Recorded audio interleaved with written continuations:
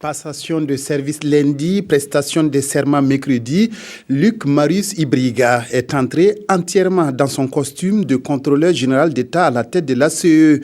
La prestation de serment de M. Ibriga est intervenue ce matin au cours d'une audience solennelle à la Cour de cassation de Ouagadougou. Reportage Ini Janine Kambiré. Je le jure.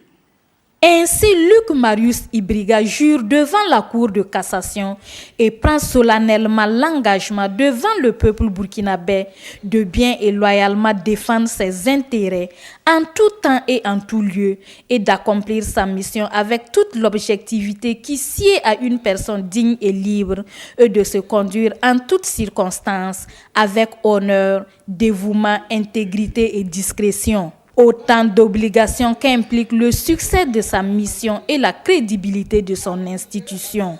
Il m'appartient désormais, en collaboration avec les contrôleurs d'État, de défendre les intérêts du Burkina Faso, comme on l'a dit, en tout temps et en tout lieu.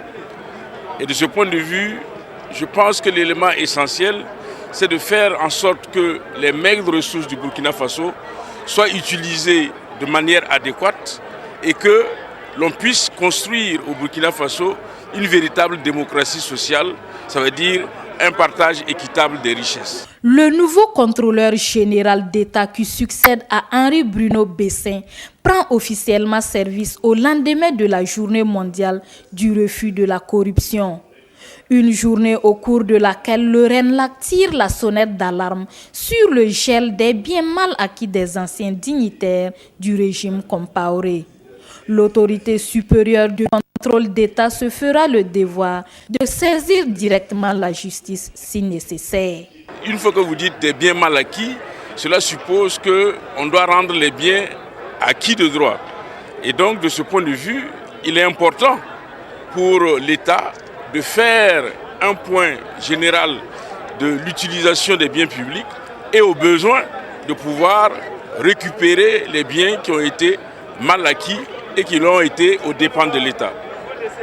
Luc Marius Ibriga, professeur de droit constitutionnel à l'université de Ouagadougou, connu pour ses prises de position en faveur de la vérité et de la justice, est sur tous les fronts depuis les événements des 30 et 31 octobre.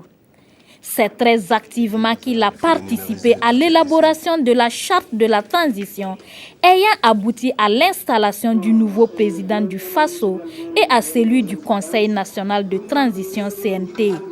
Le nouveau contrôleur général d'État compte sur le concours de ses collaborateurs et de toute la population pour ensemble contribuer à promouvoir et à renforcer la bonne gouvernance dans notre pays.